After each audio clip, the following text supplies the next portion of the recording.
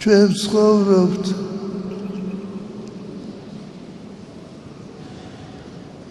განსაკუთრებულ დროს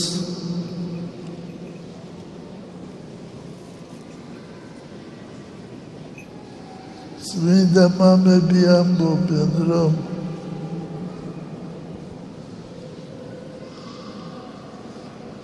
ბოლო ჟამია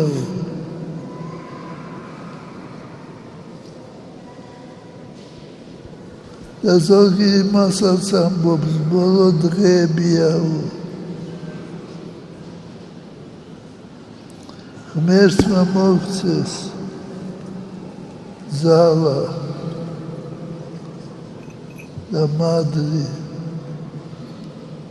რომ ავიტანოთ ეს ბოლო ჟამი და ბოლო დღეები.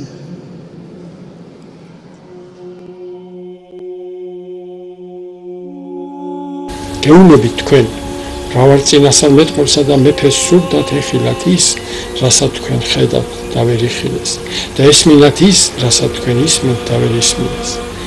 და როცა ზეთისხილის მთაზე იჯდა განმარტოებით, მიუახლოვდნენ მისი მოწაფეები და ჰკითხეს, გითხარი, როდის მოხდება ეს, ან რა იქნება ნიშანი შენი მოსვლისა და საუკუნის დასასრულისა?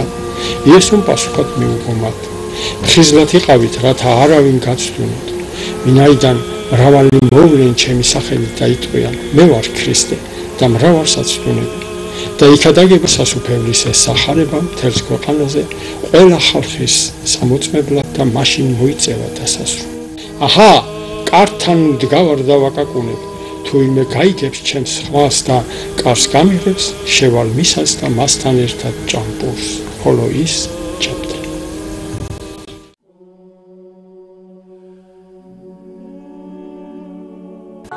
მოგესალმებით მრავალჭირმა, ხოლო მაგრამ ღვთისნებით კვლავაც სულიერად გაუტეხავა ღვთისმშობლის სილხვედრ მიწაზე მაცხოვრებელნო.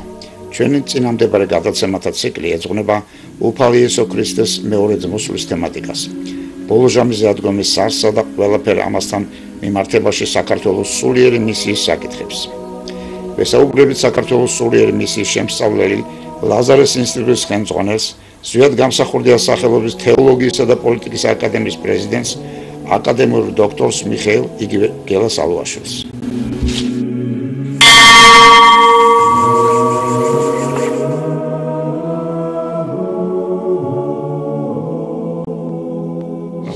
ბატონო გელა, ჩვენი საუბარი იქნებს სწორედ ასე დაგვეწყო.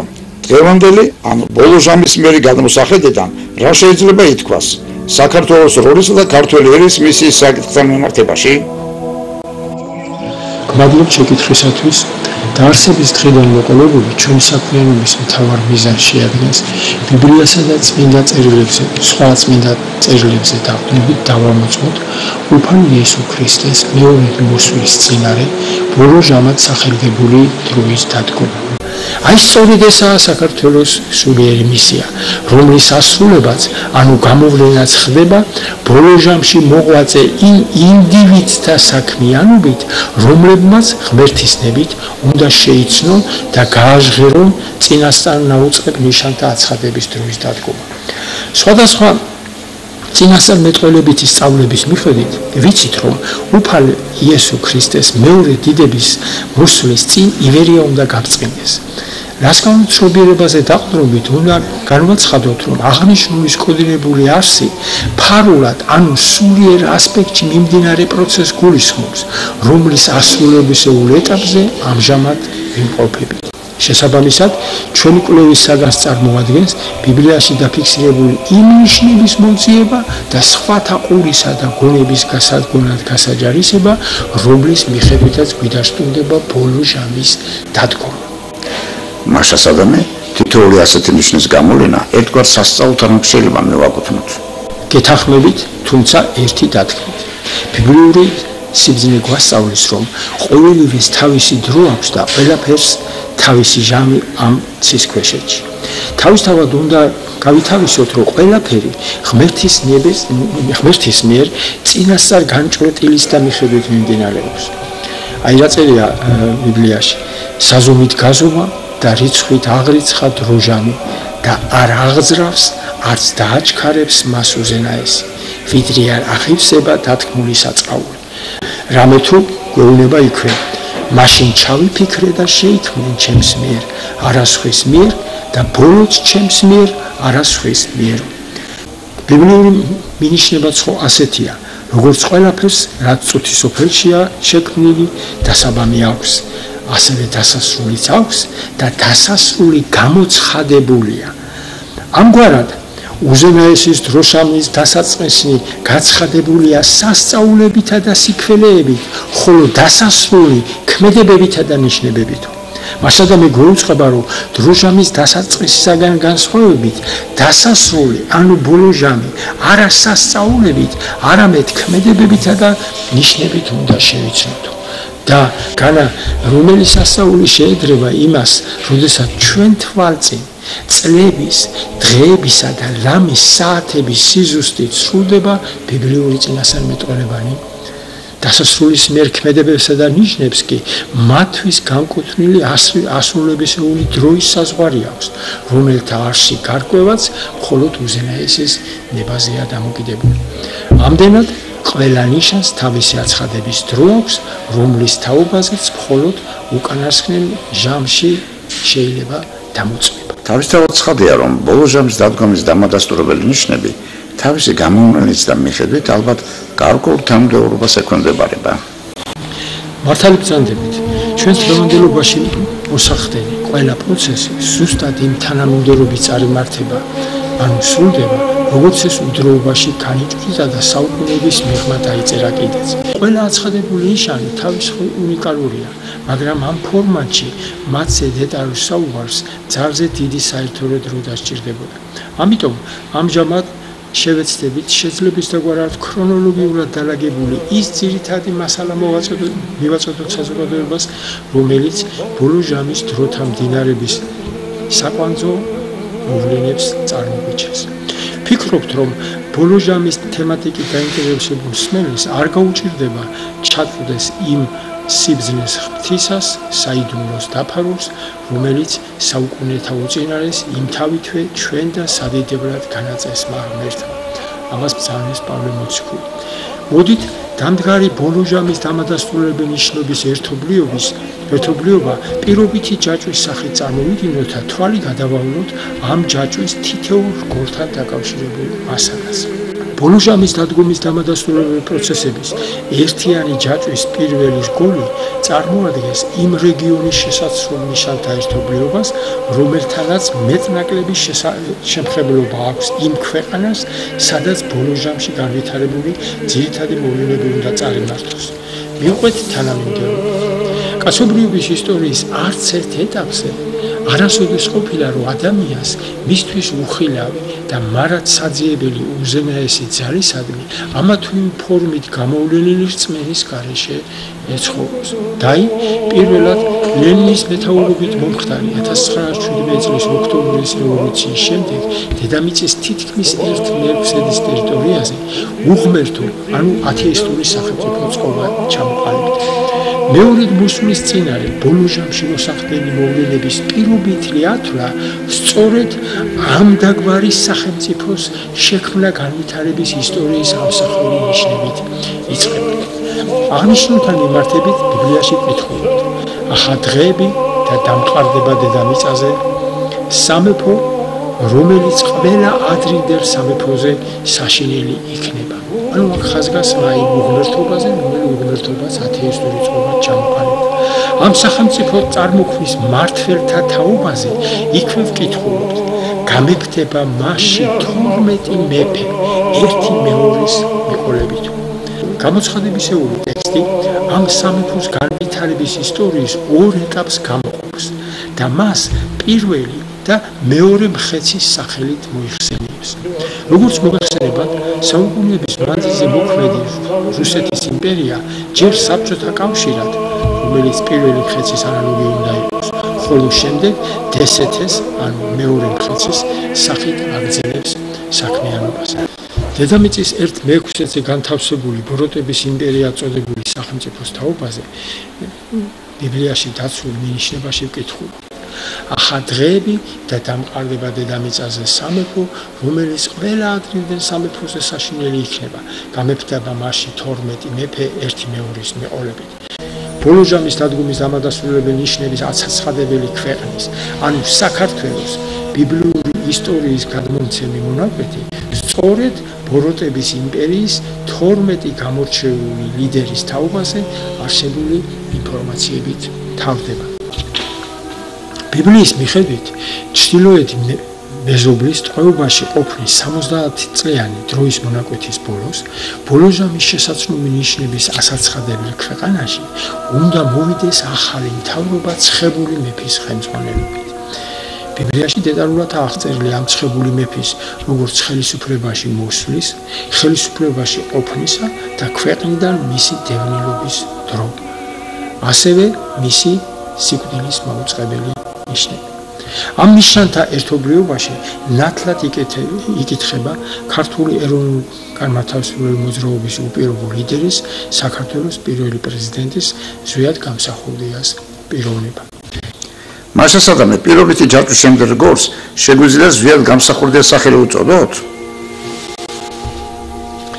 რა თქმა უნდა, ამ გაგებით შეიძლება ითქვას, რომ ზვიად გამსახურდია იყო ის სრული კაცი, რომლის პოლიტიკური მოღვაწეობა დაედო საფუძვლად ბოლო ჟამის, ანუ მეორედ უფალ იესო ქრისტეს გაცხადების წინარი დროის დადგომის შეცვლას. ამ კუთხით ზვიად გამსახურდია გახლავთ ერთგვარი გზის გამკვალავი, მეორედ მომავალი უფალი იესო ქრისტესი, რამე თუ თითქმის მთელი ბოლო ჟამის განსავითარებელი მოვლენები პირდაპირ თუ ირიბად სათავეს იღებს იმ ფენომენის მოღვაწეობა საქმიანობიდან, რომელსაც ზვიად გამსახურდია ერქვა. ზვიად გამსახურდიას მოღვაწეობასთან დაკავშირებული ბიბლიაში მოცემული ბოლო ჟამის ასაცხადებელი ნიშნები დროის მიხედვით ერთმანეთში ისეა გადახრართული, რომ კაცრი ქრონოლოგიის დაცვა ოდნავ გაჭირდება. ამიტომ შევეცდებით თემატურად დალაგებული ნიშნების ერთობლიობით შემოვიფარგლოთ.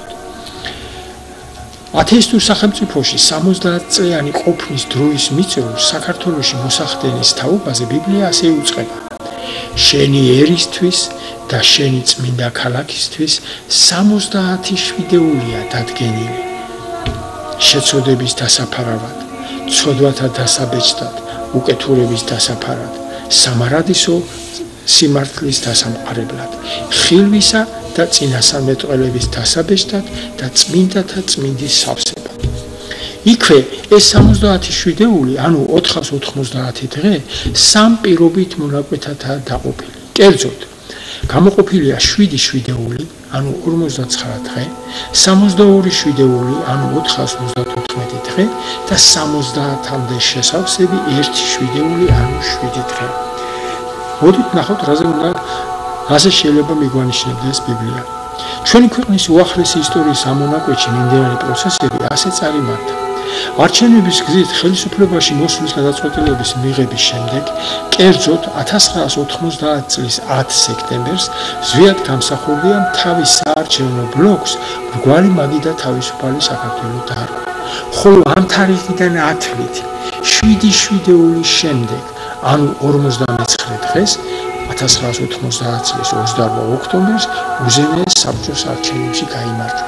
მასადამე ბლოკისთვის სახელის დარქმევიდან არჩევნებში გამარჯვებამდე სუსტად 7 შვიდეული, ანუ 59 დღეა გასული. შემდეგი პუნქტი: არჩევნებში გამარჯვებიდან 10 თვით ხელისუფლებაში მოსვლის 62 შვიდეულის, ანუ 434 დღის გასვლის შემდეგ, ანუ 1992 წლის 6 იანვარს საქართველოს კანონიერმა ხელისუფლებამ ზვიად გამსახურდიას მეთაურობით იძულებით დატოვა თბილისი და საქართველო. ყოველივე ამაზე ბიბლიის კოდირებული მინიშნება ასე გვაუწყებს: ოღონდ იცოდე და შეიგნე, მას შემდეგ რაც გამოვა ბრძანება იერუსალიმის, რაც ბოლო ჟამში თბილისის კოდური სახელია, გამოვა ბრძანება იერუსალიმის აღსადგენად და ასაშენებლად, ლაპარაკია სახელმწიფოებრივი დამოუკიდებლობის აღდგენამდე, 7 შვიდეული, რომელიც უკვე ვახსენეთ, და 62 შვიდეული გავაცხებული მეფის მოსვლამდე. აღდგება ქუჩა და უბანი, მოგხსენება თქვენ მაშინ დაიწყო სახელების გარდაქმნება იმ საბჭოთა ტერმინოლოგიის მატარებელი ობიექტებისაგან, რომელიც ამ 70 წლის მანძილზე დამკვიდრდა. აღდგება ქუჩა და უბანი ოღონდ ძნელბედობის ჟამს. მოგხსენებათ როგორი წნეხი იყო მაშინ. და ნახე შემდეგ რა წერია. როდესაც მე ამას ვაკვირდებოდი, აჰა, დასავლეთიდან, ანუ ლაპარაკი ევროპის მხარდაჭერით, ერთი ფაჩვიერი ვაცი აქ მთლიანობაში საქართველოს ეროვნული მოძრაობა გამოექანა, მიწას ფეხს არ ატარებდა, თვალებს შუა რქა ჰქონდა ამოსული. მითხრა, აჰა, გამცნობ რა მოხდება რისხვის დასასრულს, რადგან ეს უკანასკნელ ვადას შეეხება. ის ფაჩვიერი ვაცი იავანის, ანუ ამ შემთხვევაში კავკასიის მეფეა, თვალებს შუა ამოსული დიდი რქა მისი პირველი მეფეა. მოგხსენებათ, რომ საქართველოს ისტორიაში ზეად გამსახურდია იყო პრეზიდენტის ინსტიტუტის მატარებელი პირველი პიროვნება. ამ პოსტზე პრეზიდენტის რანგში იგი იყო პირველად არჩეული. ის გამოტყდა და მის ადგილას სხვა ამოვიდა. მაგრამ ნახეთ როგორ იძახის იმ ვადაზე, რა ვადაში იყო ზეად გამსახურდია ხელისუფლებაში. 62 შვიდეულის შემდეგ მოიკვეთება ცხებული, მაგრამ ბრალი არ ექნება.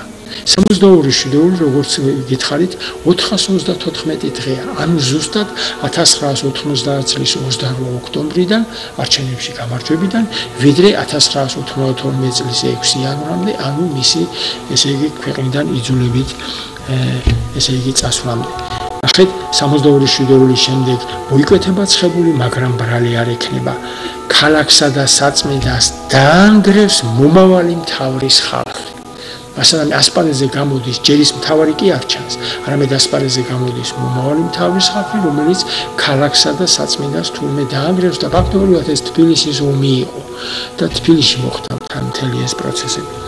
ქვეყნის განდევნიდან 7 დღის, ანუ 1 შვიდეულის გასვლის შემდეგ 1992 წლის 14 იანვარს დევნილობაში მყოფი ზვიად გამსახურდია ქართველი ერისადმი განკუთვნილ პირველ მიმართვას აკეთებს. რომელშიც ვკითხულობთ. ამ წლის 6 იანვარს მე საქართველოს კანონიერმა პრეზიდენტმა და ხელისუფლების სხვა წარმომადგენლებმა დავტოვეთ უზენაეს საბჭოს შენობა, რათა აღარ გაგრძელებულიყო ნგრევა და სისხლისღვრა. თუმცა ადგილის გამოცვლა ჩვენს მიერ არ ნიშნავს პოზიციის დათმობას. ჩვენ კვლავ წარმოვადგენთ საქართველოს კანონიერ ხელისუფლებას. მე არ გამიკეთებია განცხადება გადადგომის შესახებ. ამ ინფორმაციის გაცნობის შემდეგ საინტერესო იქნება გავიგოთ, რას გვამცნობს ბიბლია შემდგომად განვითარებული მოვლენების თაობაზე. ბიბლია, ვისაც ყურის სასმელად აქვს პრინციპიდან გამომდინარე, დეტალურად აღწერს 92 წლიდან საქართველოში განვითარებულ მოვლენებს. ზვიად გამსახურდიას ჯერ კიდევ საქართველოში ყოფნისას, ანუ 1992 წლის 2 იანვარს რუსული და ქართული კრიმინალური აზროვნების ძალების მიერ ჩამოყალიბებული იქნა სამხედრო საბჭო, რომელშიც იოსელიანი და კიტოვანი შევიდნენ და დროებითი მთავრობა სიგუას თავმჯდომარეობით. 1992 წლის 2 იანვრიდან 66 დღეს, ანუ 7 მარტს, პოლიტიკურ სცენაზე ღიად გამოჩნდა აქამდე თბილისში მყოფი ედუარდ შევარდნაძე. ხოლო 92 წლის 10 მარტს იქნება ეგრეთ წოდებული სახელმწიფო საბჭო, რომლის პრეზიდიუმი 4 კაცის შემადგენლობით განისაზღვრა.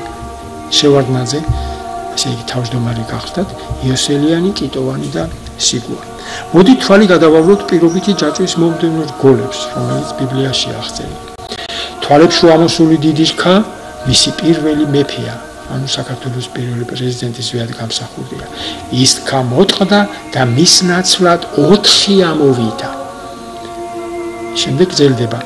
მცირე ხანს, ანუ 434 დღეა სულ გასული, ეპყრა შენს წმინდა ხალხს ძალაუფლება. ჩვენმა მტრებმა გათელეს შენი საწმიდანი. შემდეგ გრძელდება. შენი მტრები ღმუიან საკრებულოში. მოგეხსენება თქვენ 92 წლის 11 ოქტომბერს 26 პარტიისგან შემქმარი ეგრეთ წოდებული პარლამენტის არჩევნები მოხდა, რომელშიც აი მთელი ის ელიტა შევიდა თითქმის აბსოლუტური შემადგენლობით, რომელმაც მოაწყვეს ის ესე იგი სამხედრო გადატრიალება. და შემდეგ ბიბლია ბრძანებს ასე ვაიმ წყემსებს, ამჟამად გამსახურდია შემდეგ ხელისუფლებაში მოსულებზე ალაპარაკი, რომლებიც ღრუპავენ და ფანტავენ ჩემს საწყობს, ამბობს უფალი. თქვენ გაფანტეთ ჩემი ცხვარი, თქვენ გარეკეთ იგი და ყური არ უგდეთ. მე უგდებ ყურს თქვენს ბოროტ საქციელს, ამბობს უფალი. ლაპარაკია განკითხვის მოახლოებულ განკითხვის დღეს. როგორც მოგეხსენებათ, ქვეყნიდან იძულების წასვლიდან ვიდრე 1993 წლის 24 სექტემბრამდე, ანუ საქართველოში დაბრუნებამდე, ზვიად გამსახურდია რუსეთის ფედერაციაში, ანუ კოდირებულ ბაბილონში შემავალ ჩეჩნეთის რესპუბლიკას აფარებდა თავს. აღნიშნულზე ბიბლია ბრძანებს, ასე ამბობს საბავად უფალი, უფლის სახლში, იუდას მეფის სახლში და იერუსალიმში დარჩენილ ჭურჭელზე ბაბილონს იქნება წაღებული და იქ დარჩებაო. ანუ მთელი ეს რომ გადადის იმაში, აი იქ იქნება წაღებული და იქ დარჩებაო. და მითითება იმ გასულ 2 წელიწადვადაზე, რომლის გასვლის შემდეგაც 92 წლის 6 იანვარს მოიკვეთა და 93 წლის ბოლოს დაბრუნდა. აი ნახეთ როგორ წერია, 2 წელიწადში დავაბრუნებ ამ ადგილზე. უფლის სახლის მთელ ჭურჭელს, ანუ კანონიერი ხელისუფლების ის ელემენტი, რომელიც დასავლეთ საქართველოში, კერძოდ ესე იგი ზუგდიდში გამართული ესე პარლამენტის სხდომის შემდეგ მოხდა, აი ამ პროცესის ასე ვთქვათ ხელახლა წამოწყება. 2 წელიწადში დავაბრუნებ ამ ადგილზე უფლის სახლის მთელ ჭურჭელს, რომელიც წაღებული მქონდა ბაბილონში. გამოგრძმედილი ხალხი, ამძელეს ბიბლია, მრავალს თააგონებენ, თუმცა მათ ერთხან სიაჭიროებს מחვილი, ცეცხლი, ტყვეობა და ძარცვა. და მერე იძახის, როდესაც გაუჭირდებათ, მცირეოდენ შეწევნას მიიღებენ. ანუ დაბრუნდა ზვიად გამსახურდია 93 წლის 22 სექტემბერს და იწყება კანონიერი ხელისუფლების აღდგენის პროცესი, თუმცა 1993 წლის 6 ნოემბერს ზვიად გამსახურდია მეორედ გახდა დევნილი, როდესაც ზუგდიდიდან უკვე ესე იგი დაიწყო მისი დევნის ახალი ეტაპი. შევარდნაძე და მისი გარემოცვა თავდაუზოგავად ეძებდა ზვიად გამსახურდიას კვარს. ყველაფერი კი ზვიად გამსახურდიას ცხოვრების 19999 დღეს, ანუ 93 წლის 31 დეკემბერს მისი სიკვდილი დასრულდა. ალბათ ნიშანდობლივია ზვიად გამსახურდიან დაბადებიდან გარდაცვალებამდე იცხოვრა 19999 დღე. აი ეს ცხრიანებთან დაკავშირებული მთელი ამხილა ასე ვთქვათ მინიშნება. და შემდეგ ბიბლია იძახის, მხეცი უსკულიდან ამომავალი შეებრძოლება მათ და მოაკვდინებს. მხეცი აქ უკვე იგულისხმება შევარდნაძე და მთელი ის ბანდა, რაც ქვეყანას მართავდა. დანიელის წინასწარმეტყველებაში ზემოთქმულის უფრო დეტალური სურათი ასე აღწერილი.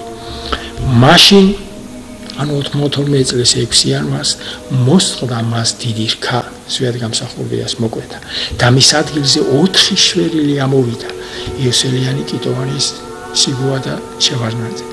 ერთ-ერთი მათგანიდან ერთი მომცრო რქა, აქ მინიშნება შევარდნაძეზე ამოვიდა, რომელიც მეტისმეტად გაიზარდა, ხელისუფლებაში მოძლიერდა. ესე იგი აქ ლაპარაკია იმაზე, რომ შევარდნაძეს ყველა მიიჩნევდა, რომ ჩვენ გამოვიყენებთ სამართავ და სინამდვილეში პირიქით მოხდა. ამაზე უსვავს ხასო. ერთ-ერთი მათგანიდან ერთი მომცრო რქა მოვიდა, რომელიც შემდეგ მეტისმეტად გაიზარდა. იგი ცის მხედრობამდე, ანუ ზვიად გამსახურდიას მომხრეებამდე გაიზარდა. მიწაზე დასცა მხედრობა და ვარსკვლავთა ნაწილი და გათელა ისინი. ფაქტობრივად შეიძლება ითქვას, რომ შევარდნაძემ დაამარცხა ის ეროვნული მოძრაობა, რომელიც მაშინ ზვიადის გარეშე იყო დარჩენილი. იგი მხედრობის მთავრამდე გაიზარდა, ანუ ლაპარაკია უკვე გამსახურდიაზე და წაერთვა მთავარს, ანუ ზვიად გამსახურდიას, მუდმივი მსხვერპლი და მიტოვებული იქნა მისი საწმინდარის ადგილი.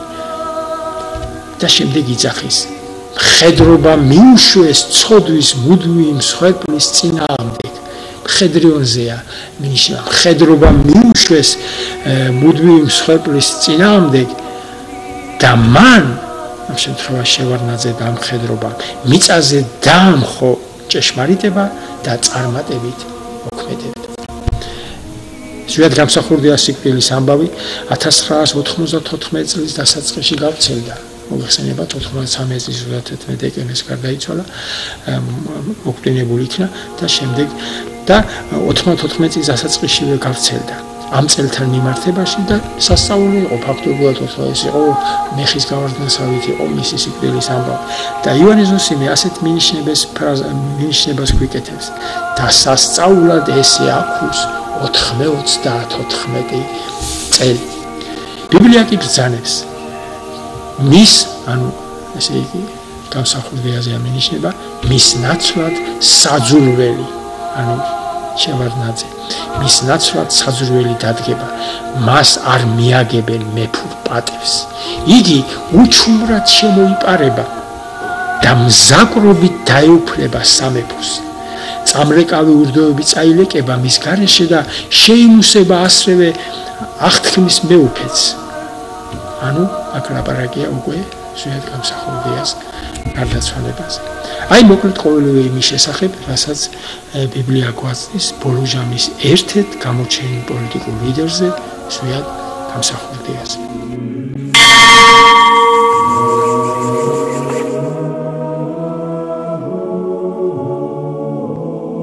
თქვენ ზემოთ ედუარდ შევარდნაძე ახსენეთ და იქნებ მის შესახებ არსებულ ნიშნებზე გაგვეგრძელებინა საუბარი.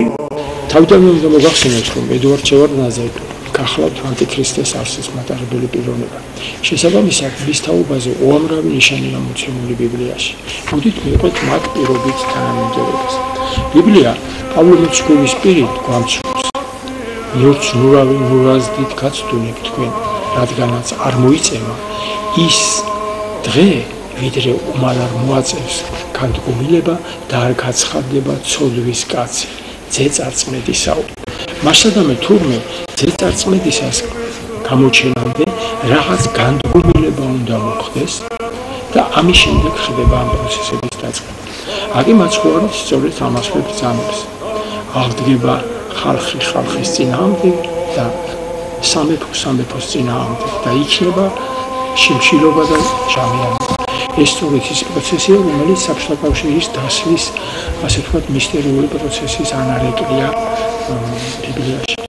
ამდენად, ზემოთ ნახსენები განდგომილების ქრონოლოგია ჩვენ თვალწინ მომხდარის მაგალითზე ასეთია. საბჭოთა კავშირში მიმდინარე ერთა თვითგამორკვევის პროცესებს 91 წლის 21 დეკემბერს გაფორმებული საბჭოთა კავშირის ფაქტობრივი დაშლა, ხოლო საქართველოში 1991 წლის 22 დეკემბერს დაწყებული სამხედრო გადატრიალება მოხდა. ეხლა ვნახოთ რა უნდა მოხდეს ამ განდგომილებას. ანუ გადავხედოთ იმ ნიშნებს, რითაც ანტიქრისტე უნდა გამოიკვეთოს. ბიბლიაში ვკითხულობთ მცირე რქა, რომელიც სხვა რქებს შორის გამოჩნდება, ანტიქრისტია, ამომგდების სამი რქისა, ანუ დამარცხებელი სამი მეფისაო. ამდენად, განდგომილების შემდეგ ასპარეზზე გამოდის მცირე რქა, რომელმაც სამი რქა, ანუ სამი მეფე უნდა დაამარცხოს და რომ სწორედ ეს მცირე რქა ანტიქრისტი. ბიბლია მკვეთრად უთითებს, თუ როდის უნდა მოვიდეს ეს მცირე რქა. მაშინ მოსწოდა მას დიდი რქა, აქ ლაპარაკია ზუსტად გამსახურდიას მოკვეთაზე, რომელზეც ვისაუბრეთ. მაშინ მოსწოდა მას დიდი რქა და მის ადგილზე 4 შვერილი ამოვიდა. და თურმე იგი, ანუ ეს მეოთხე, განსხვავებული იქნება პირვანდელთაგან და სამ მეფეს დაამხობს. ბრძანებს ბიბლია. მოდით ახლა ყოველივე თქმულის ასრულებისეული ნიშნებიც მოვიძიოთ. როგორც ითქვა, 2 იანვარს ჩამოყალიბდა სამხედრო საბჭო იოსელიანისა და ტიტოვანის შემადგენლობით და დროებითი მთავრობა სიგოას თავმჯდომარეობით. დიახ, ზუსტად გამსახურიანის განდევნის შემდეგ მის ადგილზე ჯერ სამეული ამოვიდა. სამი მოვიდა ერთდროულად ხელისუფლებაში იოსელიანი ტიტოვანის სიგოა და მხოლოდ 66 დღეს, ანუ 92 წლის 7 მარტს ჩამოდის საქართველოში შევარდნაძე. წმინდა წერილში მოცემულია ამ 2 დაპირისპირებული მხარის წარმომადგენელთა საქმიანობის ბიბლიური შეფასება. კერძოდ, აი რას ვკითხულობთ მასში. თვალებში ამოსული დიდი რქა მისი პირველი მეფეა. აქ მინიშნება საქართველოს პირველ პრეზიდენტზე, ესე იგი ზუსტად გამსახურდიაზე. ეს გამოდდა და მის ნაცვლად 4 ამოვიდა. მისი ანუ გამსახურდიას მეფობის ბოლოს, როდესაც მოღალატენი თავიანთ საქმეს აღასრულებენ, დადგება პირქუში და იგავთა მცოდნე მეფე. მასადამე აქ მინიშნება, რომ ესე იგი ისინი ვინც დაპირისპირებული იქნებიან მასთან, ვინც უნდა მოიკვეთოს, მათი საქმიანობა მოღალატეებად არის შერაცხული. აი ნახეთ, მისი მეფობის ბოლოს, როდესაც მოღალატენი თავიანთ საქმეს აღასრულებენ, დადგება პირქუში და იგავთა მცოდნე მეფე. მცირედი რქით გადმოცემულია ის განწყობა, როდესაც მაშინდელი პოლიტიკური ძალის აბსოლუტური უმრავლესობა დარწმუნებული იყო, რომ ესე იგი თავიანთ ნებაზე ათამაშებდნენ შევარდნაძეს და გამოიყენებდნენ იმ მიზნებისთვის, რასაც თავიანთი საქმიანობის, ასე ვთქვათ, ლეგიტიმაცია შეიძლება შეეძინა. ერთის მიხედვით უუფლებო მცირე რქამ, ანუ ამ შევარდნაძემ, თავიდან ყველას გაუღიმა და როდესაც მოძლიერდა, ყველა პირწმინდად დაამარცხა. აღნიშნულის თაობაზე ეფრემასური ასე ბრძანებს, ანუ როგორ უნდა მოიქცეს ის, ვისაც ბიბლია არქმევს ანტიქრისტეს, რომელიც რაღაც დიდი განდგომილების შემდეგ უნდა გამოჩნდეს. აი ნახეთ როგორ წერია: მოვიდა იგი ყოვლად საძულველი, ვითარცა მყარავი. ჯერ არ ჩანდა ის დეკემერიანის მოვლენების დროს და მხოლოდ შემდეგ მოხდა მისი ასპარეზზე გამოჩენა. საცდუნებლად ყოველთა მოვა მორჩილად და მშვიდად. ესე იგი თავიდან იგი ყველას მიმართ იყო მორჩილად, ყველას მიმართ ცდილობდა, რომ მათი კეთილგანწყობა დაემსახურებია. და იტყვის სიცრუით ვითარცას ძაგს კერპები. იგი გამოვიდა საბჭოთა კავშირის ერთ-ერთი მოძულე და იმ კომპარტიის ერთ-ერთი მოძულე, რომელსაც მთელი ცხოვრება ემსახურებოდა. და აი იტყვის როგორც ძაგს, ვითარცას ძაგს კერპები. და უმჯობესად მიიჩნევს ღვთისმოშიშობას. როგორც კი ჩამოვიდა იმ წუთში მოინათლა და გიორგი დაიქვა ესე იგი სახელად. გამოჩნდება მტერი იგი კეთილად. ანუ აქ მითითება მისი დემოკრატიული იმიჯი ჭალებში, გლახაკთა მოწყალედ, უაღრესად კეთილის ხილვითა. მტკიცე და ყოველთადმი გულთბილი იქნება. და ამით ყოველთა თანავე დიდის ხელმწიფებით და ყოფს იგი ნიშნებსა, სასწაულებებსა და საშინელებათა და ცბიერებით აამებს ყველას, რათა შეიყვარონ უმალვე ერთა. აი ამ ცბიერებითა და იმით მიუდგა ყველა პოლიტიკურ, ასე ვთქვათ, სეგმენტს მაშინდელ მოქმედ საქართველოში. ძღვენს არ მიიღებს იგი. ეხთამიაო ვერავინ ვერ იტყოდა მასზე, იმიტომ რომ ეს მას არ ჭირდებოდა. მრისხანეთ არ ილაპარაკებს 7 ტონი და ასეთი ვთქვათ საუბრის მანერა და არც პირქუშად ისალმება. თეთრი მელატყულა ხო არ შეარქვეს მას, ესე იგი ეს პირქუშის მაგურად მას პირზე ის ღიმილი ეკეკერა, რომელი ღიმილის მომაკვდინებელი აღმოჩნდა ძალიან ბევრი მისი ეგრეთ წოდებული თანამებრძოლისთვის. არამედ მამამთავრული გარეგნობით იწყებს ცდუნება სოფლისასა. ვიდრე არ გაბატონდება. აი ეს პიროვნული ხასიათი, აი ამ შტრიხის, აი ეს ამოცემული. ამდენად ედუარდ შევარდნაძემ, ანუ მეოთხე მომცრო რქამ თავისი წინამორბედრი ასეთი თანამედროვეობით ჩამოიცია. აი თუ გადავაბლებთ ამ პოლიტიკურ ისტორიას თავს, ასეთი თანამედროვეობით მოხდა იმ სამი მეფის ჩამოცილება ხელისუფლებიდან. 95 წლის 13 იანვარს დაიჭირა ტიტოვანი.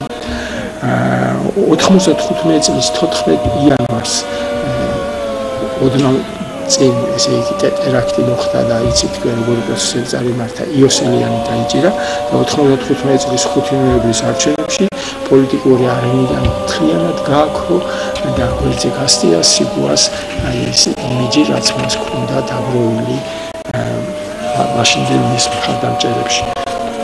ანუ ასრულდა წინასწარმეტყველება. იგი განსხვავებული იქნება პირვანდელთაგან და სამ მეფეს დაამხობს.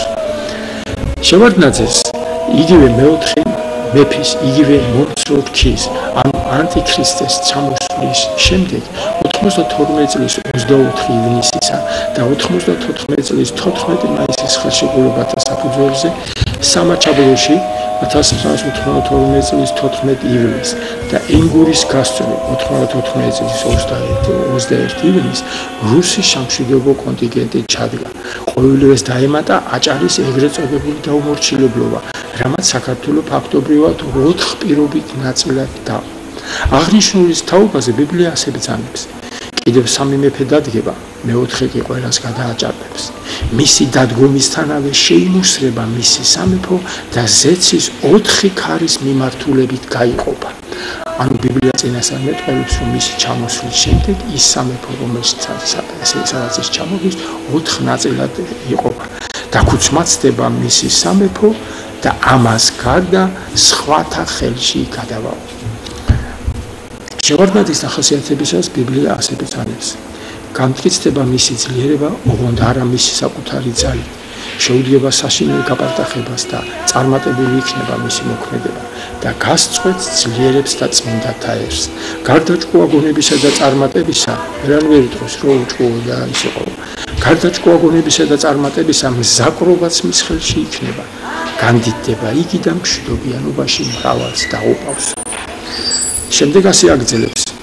აჰა, მე-4 მხეცი, საშინელი და საზარელი და ძალზე ღონიერი, რკინის ვებაკბილები ჰქონდა. იგი თქავდა, მუსრავდა და ნარჩენებს ფეხით თელავდა. გამოირჩეოდა ყველა წინამორბედი მეფისაგან.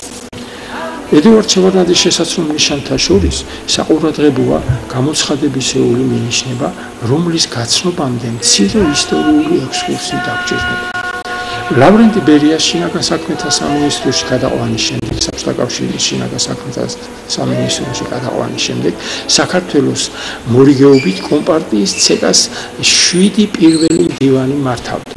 კერძოდ, კანდიდ ჩარკვიანი 38-52 წლებში, აკაკი მგელაძე 1952-1953 წლებში, ალექსანდრე მირცხულავა 1953 წელს ძალიან მცირე ხნით იყო, ვაშინ ჟავანაძე 53-დან 1972 წლამდე, შევარდნაძე 1972-დან 1985 წლამდე, ჯუმბელ პატიაშვილი 1985-89 წლებში და გივი გუმბარიძე 1989-90 წლებში. 1990 წლის 28 ოქტომბრის არჩევნებში დამარცხების შემდეგ კომპარტიამ საქართველოში რეალურად მართვის ყველა ბერგეთი დაკარგა. 1991 წლის 19-20 აგვისტოს მოსკოვში მომხდარი ეგრეთ წოდებული პუტჩის შემდეგ, კერძოდ 24 აგვისტოს რუსეთის პრეზიდენტის ბორის ელცინის ბრძანებით საბჭოთა კავშირის კომპარტია გაუქმებულად გამოცხადდა. საქართველოს რესპუბლიკის უზენაეს საბჭოს მიერ 91 წლის 26 აგვისტოს მიღებული დადგენილების, ხოლო მოგვიანებით საქართველოს უზენაეს სასამართლოს მიერ მიღებული სამართლებრივი აქტის თანახმად საქართველოს კომპარტია გაუქმებულად გამოცხადდა. ხოლო საქართველოს უზენაეს საბჭოში კომპარტიის სიით არჩეულ დეპუტატებს შეუჩერდა საპარლამენტო უფლება-მოსილება. ამდენად გუმბარიძე საქართველოს კომპარტიის ცეკას ბოლო პირველი მდივანი იყო იმათაგან, ვინც ამ პოსტიდან ფაქტობრივად მართავდა ქვეყანას. აღნიშნულ საკითხთან მიმართებაში ბიბლია 1989 წლის ტრაგედიის წინამდგომარეობის აღწერაზე დაყრდნობით ასე გვაუწყებს.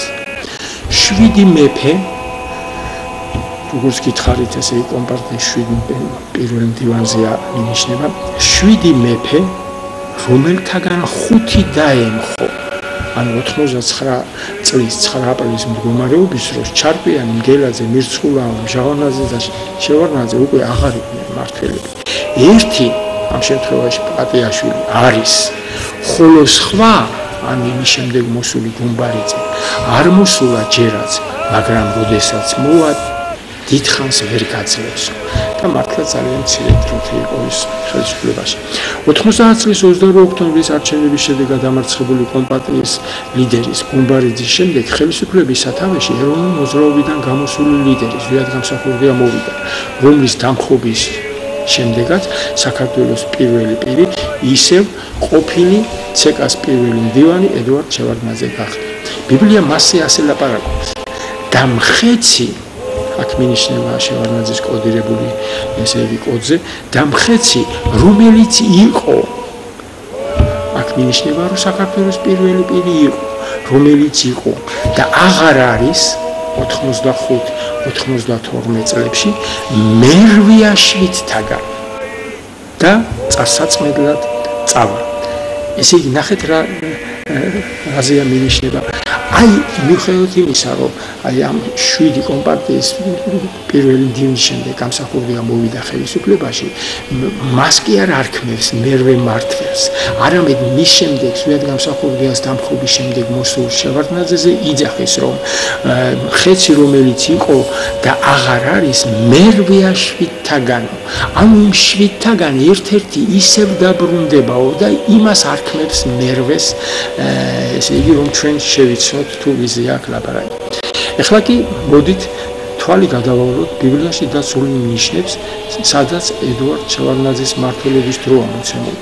როგორც ვიცით, 2003 წლის 2 ნოემბრის არჩევნებისათვის აქტიური მზადება შევარდნაძემ თავის გუნდის ბაზაზე 2003 წლის 5 აპრილს საარჩევნო ბლოკის ახალი საქართველოსის ჩამოყალიბებით დაიწყო. საბოლოოდ 2003 წლის 2 ნოემბრის საპარლამენტო არჩევნებისთვის შევარდნაძემ 10 პოლიტიკური სუბიექტისგან შემდგარი საარჩევნო ბლოკი წარმოადგენდა. 2 ნოემბრის გაყალბებული საპარლამენტო არჩევნების შედეგად არჩეული დეპუტატების კანდიდატები პირველი სესიისთვის ამას აქ მნიშვნელობა ესე იგი ძალიან დიდი მნიშვნელობა აქ შევიცნოთ რა მოხდა პირველი სესიისთვის 2003 წლის 22 ნოემბრის 4 საათზე შეიკრიბა. მაგრამ საჭირო ქორუმის უქონლობის გამო სესია 5:30-ზე გაიხსნა. თუმცა ყველაფერი 1 საათში დამთავრდა. სადეპუტატო უფლებამოსილების ცნობის შემდეგ საპარლამენტო ტრიბუნაზე მდგარი შევარდნაძე და დარბაზში შეკრებილი დეპუტატები პარლამენტში შეჭრილი სააკაშვილისა და მისი მხარდაჭერების მიერ გამოძევებული იქნენ პარლამენტის ხდომათა დარბაზიდან. კიდევ ვიმეორებ, ეს ყველაფერი მოხდა 1 საათში. 5:30-ზე ხდომა დაიწყო და 6:30-ზე ესე იგი ეს პროცესების ეს ეტაპი დამთავრებული გახდა. აი ნახეთ როგორც წინასწარმეტყველებს ამაზე ბიბლია. და 10 რქა როგორც გითხარით 10 პოლიტიკური ერთეულისგან შემდგარი სიით ასე ვთქვათ მოხდა შევარდნაძის გუნდი პარლამენტში და 10 რქა რომლებიც იხილე 10 მეფეა აქ არის ლაპარაკი პოლიტიკური პარტიის მათ ლიდერზე რომელიც ამ სიაში იყო წამოსახული რომლებსაც ჯერ კიდევ არ მიუღიათ მეფობა ანუ ის ეტაპია, როდესაც პარლამენტის უფლებამოსილება ჯერ კიდევ ცნობილი არ იყო. მაგრამ როგორც მეფენი, ანუ ესე იგი დეპუტატები, მიიღებენ ხელმწიფებას 1 საათით მხეცთან ერთად. ასედა მე ლაპარაკია, რომ არა მარტო ეს 10 პოლიტიკური სუბიექტისგან შემდგარი, ასე ვთქვათ, სადეპუტატო მან ესე იგი ისინი მიიღებდნენ უფლებამოსილებას, არამედ რუის მხეციც, ანუ შევარდნაძეც იქ იქნებოდა. და მართლაც იგი მოხსენებას კითხულობდა, როგორც ყველას გვახსოვს, როდესაც აი ეს ასე ვთქვათ, სამხედრო ეს აკია ვარდების რევოლუცია წოდებული, აი ეს ძალადობრივი აქტი განხორციელდა. და აქ ნიშანდობლივია სწორედ ის 1 საათი, რომელსაც ბიბლია, ესე იგი, გამოცხადებისეული ტექსტის სახით საუკუნეების წინ გვაუწყებს ამ პროცესს. დიახ, ყველაფერი ელვისებული სისწრაფით განვითარდა. თვით 5:30-ისთვისაც კი ვერავინ წარმოიდგენდა, რომ 1 საათის შემდეგ მოსახდენი პროცესები აი ასე განვითარდებოდა. წარმოსავლით მოვარდნილმა ეგრეთ წოდებულმა ვარდების რევოლუციის მიაღვარმა წალეკა ანტიქრისტე თავის 10 მეფესთან ერთად. ბიბლია ყველაფერ ამაზე აი მოკლე და კომპაქტურად აი ასე ბრძანებს. 62 შვიდეულის შემდეგ ანუ როგორც გითხარით, ესე იგი ზვიად გამსახურდია ხელისუფლებას ყოფნის 434 დღე ამოცემული 90 წლის 28 ოქტომბრიდან 92 წლის 6 იანვრამდე, ესე იგი 62 შვიდეულის შემდეგ მოიკვეთება ცხებული, მაგრამ ბრალი არ ექნება. ქალაქსა და საწმინდას დაანგრევს მომავალი მთავრის ხალხი და მისი აღსასრული წარღვნასავით იქნება. ანუ ესე იგი ძალიან მოკლე დროში მოვარდნილი პროცესია, ესე იგი მინიშნება, როგორც თქვით, ეს 1 საათში დამთავრდა აი ეს პროცესი. წმინდა წერილი იქვე იუწყება, ესე იგი შევარდნაძის საქმიანობის ზოგადი 10 წლიანი დროის მიჯნის თაობაზე, რომელიც ორი პირობითი, ერთი 7 და 7.5 მონაკვეთისგან შედგება. ანუ ეხლა მე მინდა გაგაცნოთ, შევეხოთ იმ ნიშნებს, რომლებიც მოცემულია, რამდენ ხანს უნდა ყოფილიყო შევარდნაძე, ასე ვთქვათ, ხელისუფლებაში, უпростоრად ბიბლიური გადმოსახი და რამდენ ხანს იქნებოდა ის ხელისუფლებაში. აღნიშნულზე ბიბლია ასე ბრძანებს. იგი მრავალთაგან განამტკიცებს აღთქმას 1/7-ში. აქ მინიშნება 7 წელიწადზე. 7.5 ანუ ესე იგი 3.5 წელზე შეცვლის მსხვერპლსა და ძღვენს. სიბილწის ფრთებზე იქნება გამტიალებელი, ვიდრე განგებული დრო არ ეწევა გამტიალებელს.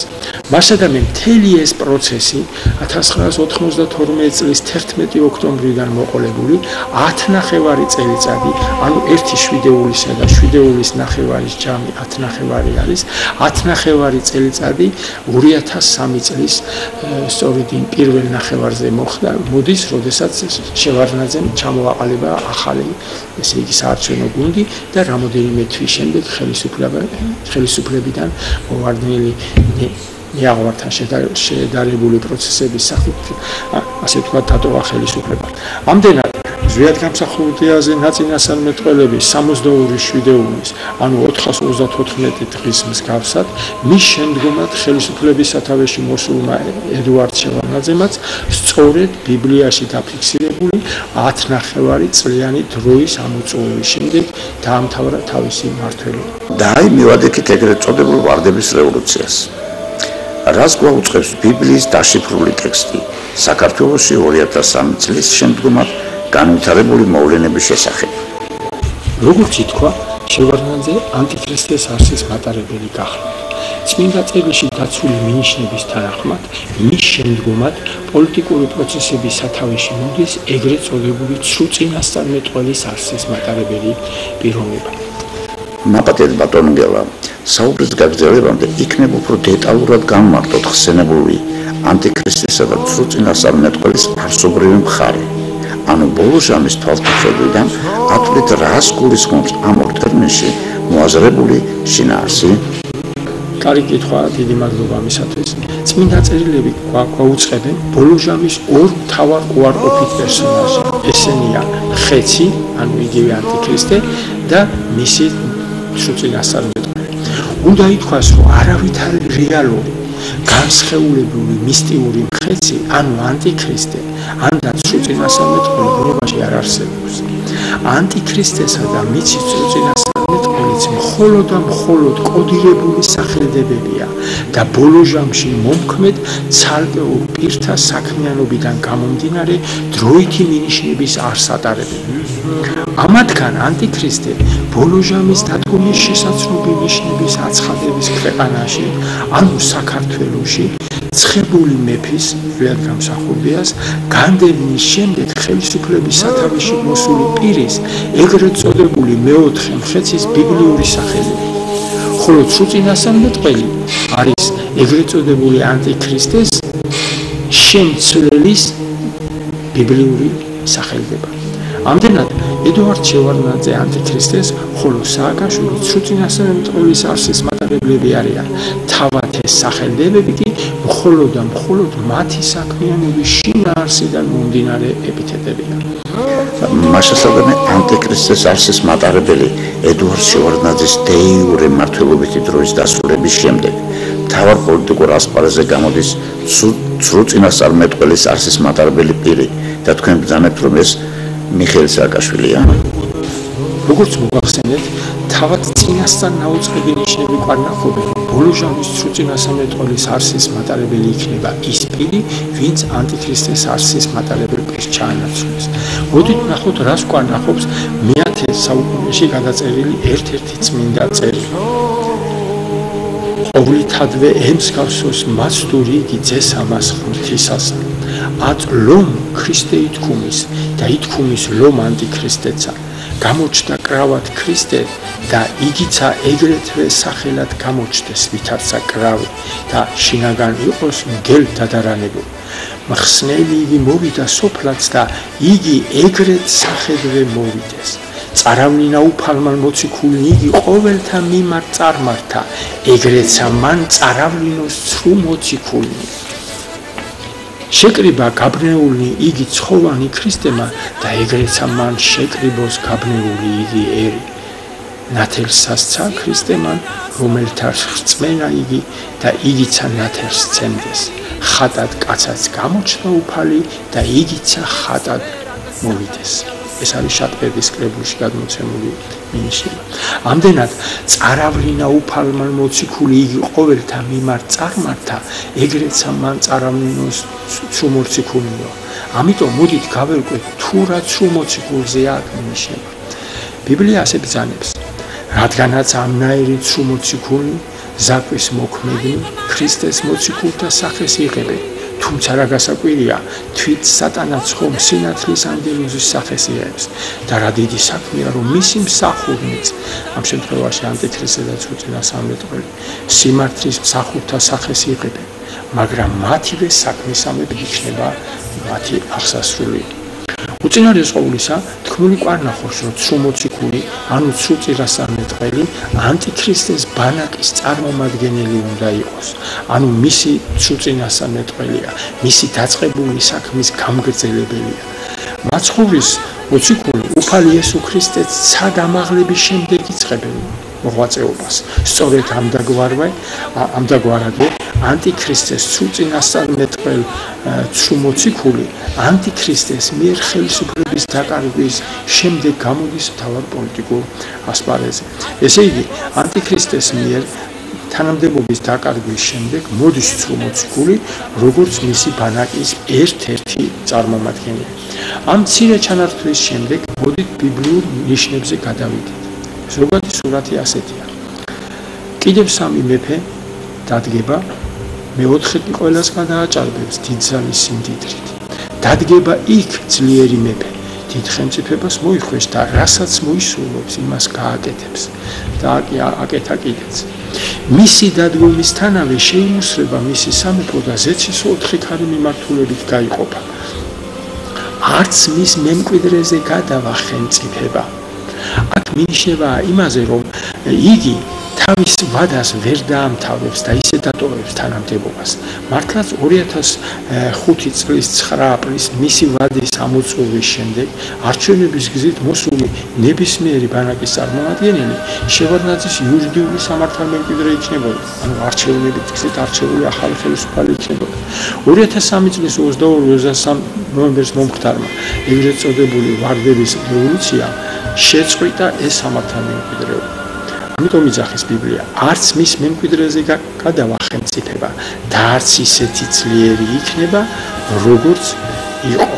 ანუ ლაპარაკია გამსახურდიას დროს, რადგან დაქუცმაცდება მისი სამეფო და ამას გარდა სხვათა ხელში გადავაო. დაინახეთ მერე რას იძახის, გაძლიერდება სამხრეთის მეფე. ჩვენ ხო სამხრეთ კავკასიის წარმომადგენლები ვართ. გაძლიერდება სამხრეთის მეფე. მაგრამ იმძლავრებს მასზე ერთ-ერთი მისი მთავართაგანი გაბატონდება და დიდი იქნება მისი ხელმწიფე. ამდენად აქ მინიშნებაა, რომ ის ვინც მას შეცვლის, ეს მისი ერთ-ერთი მთავართაგანი უნდა იყოს, მისი ბანაკის წარმომადგენელი უნდა იყოს. თხრობის გაგრძელებამდე უნდა აღვნიშნოთ, რომ სააკაშვილი 95 წლიდან მოყოლებული გახდათ ედუარდ შევარდნაძის მხარდაჭერი უმრავლესობის მქონე პარლამენტის იურიდიული კომიტეტის თავმჯდომარე, ფრაქცია მოქალაქეთა კავშირის თავმჯდომარე, იუსტიციის მინისტრი, თბილისის საკრებულოს თავმჯდომარე. ანუ დიახაც, რომ ერთ-ერთი მისი ესე იგი მთავართაგანი გახდა, მისი ბანაკის ერთ-ერთი წარმომადგენელი გახდა. ამდენად ბიბლია კოდირებული მინიშნებით იმძლავრებს მასზე ერთ-ერთი მისი მთავართაგანი მიგვანიშნებს, რომ ანტიქრისტეს არსის მატარებელი პირის შემდეგ მის თანამდებობას იკავებს არა რომელიმე სხვა ბანაკის წარმომადგენელი, არამედ ანტიქრისტეს ერთ-ერთი მთავართაგანი. სწორედ ასეთ პიროვნებას წარმოადგენს მიხეილ სააკაშვილი. ბატონო გელა, თქვენ ხაზს უსვამთ მიხეილ სააკაშვილთან დაკავშირებულ ნიშნებს, მაგრამ ეგრეთ წოდებულ ვარდების რევოლუციის დროს მის გარდა კიდევ ორი ლიდერი, ზურაბ ჟვანია და ნინო ბურჯანაძეც გამოიკვეთა. მათ შორის მათ შესახებ არაფერია ნაწილასწარმეტყველები? როგორ არა? ბიბლიაში დაფიქსირებულია ამ სამეულის გამოჩენისა და მათი საქმიანობის შეფასების გამომკვეთი ნიშნები. საბჭოთა კავშირისა და დსთ-ის პოლიტიკურ ლიდერებზე საუბრის შემდეგ ჩვენ უკვე გავეცანით შემდეგ ბიბლიურ მინიშნებას. ვიხილეს სიზმარი, აჰა მოდის ღვიდან არწივი 12 ფრთიანი და სამთავიანი. ვიხილე, აჰა აღიმართა არწივი თავის კანჭებზე და დასწახა თავის ფრთებს და უთხრა: ნუ ვიფხიზლებთ ყველანი ერთად, თითოეულს თავის ადგილზე გეძინოთ და დროგამიშვებით იფხიზლებთ. ხოლო თავები უკანასკნელი ჟამისთვის იყო შემონახული, აღნიშნავს ბიბლია. უკანასკნელი ჟამისთვის შესაძლოების სამი თავი კოდირებულად სწორედ საქართველოში 2003 წლის ნოემბერში მომხდარი ეგრეთ წოდებული ვარდების რევოლუციის დროს გამოკვეთილ სამ ლიდერზე მიგვანიშნებს. ბიბლიურ ნიშნების ჩამონათვალში აღნიშნული ეტაპი სამი მეფის სააკაშვილი, ჟვანია, ბურჯანაძის ერთდროული გამოჩენით იწყება. იქვეა მოცემული მათი საქმიანობის ბიბლიური შეფასებაც. აი ნახეთ როგორ აფასებს ბიბლია ამ სამეულის მმართველობას. სამი უძრავი თავი რო იხილე, ასეთია ამის განმარტება. უკანასკნელ ხანებში, ლაპარაკია 2003 წლის ვარდების რევოლუციის პროცესში, უკანასკნელ ხანებში აღაზევებს უზენაესი სამ მეფეს და ბევრ შეყრის მის სამეფოში. ესე იგი თითქმის აბსოლუტურ უმრავლესობას საქართველოს მოსახლეობის ამოსული ქონდა რაყელში შევარდნაძის მმართველობითი რეჟიმი, ესე იგი მოსულნე და ის იყო სააკაშვილის ხელისუფლებაში მოსulis და მხარდამჭერი.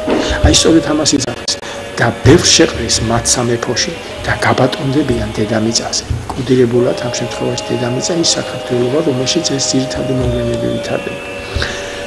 და მის მემკვიდრებზე უფრო სასტიკად ვიდრე მისი წინამორბედი.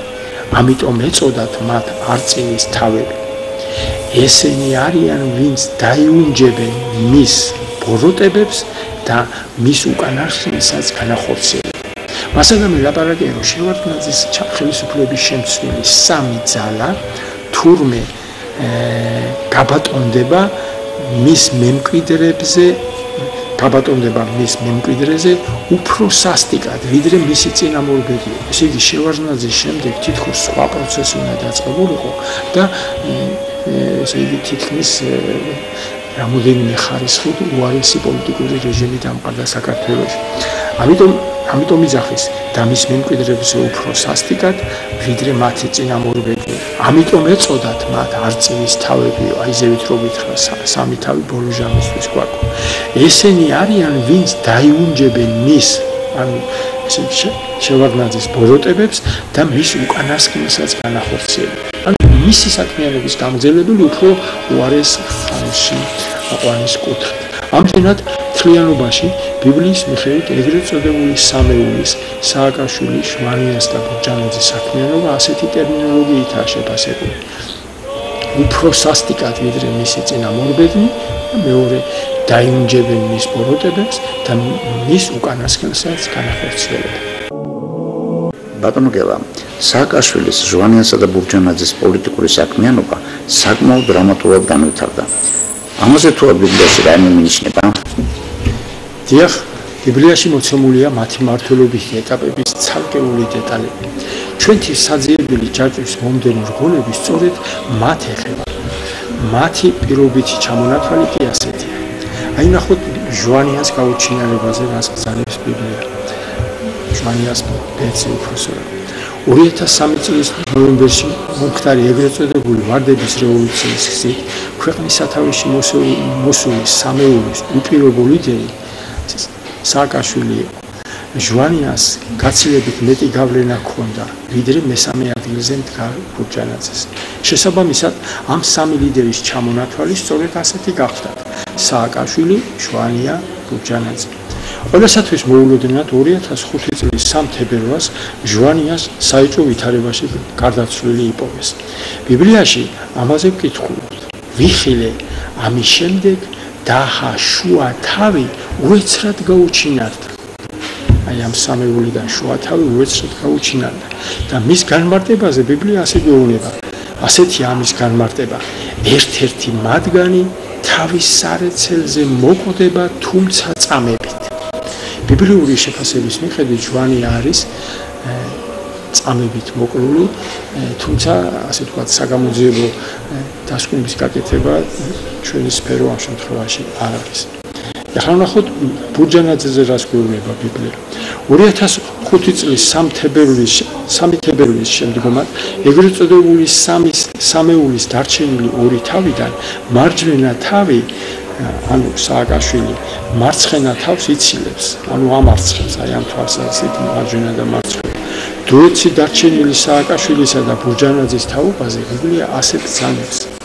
დარჩა ორი თავი, რომლებიც ასევე მეფობდნენ დედამიწაზე და მის მკვიდრებზე, ანუ ჟვანიას სიკვდილის შემდეგ დარჩა ორი თავი ოჯახის.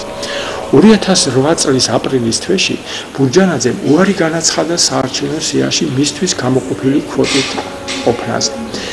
მისი მონაწილეობის გარეშე ჩატარებული 21 მაისის საპარლამენტო არჩევნების შემდეგ 7 ივნისს პარლამენტის თავმჯდომარედ ბურჯანაძის მაგვილად ბაქრაძე აირჩიეს. წმინდა წერილი მომხდარ მოვლენას ასე მიგვანიშნებს. ვიხილი ახა შთანთქა მარჯვენა თავმა მარცხენა თავი. ამდენად 2008 წლის აპრილ-ივნისის დროითი მიჯნიდან მოყოლებული დაიწყო სააკაშვილის ერთპიროვნული მმართველობითი ეტაპი.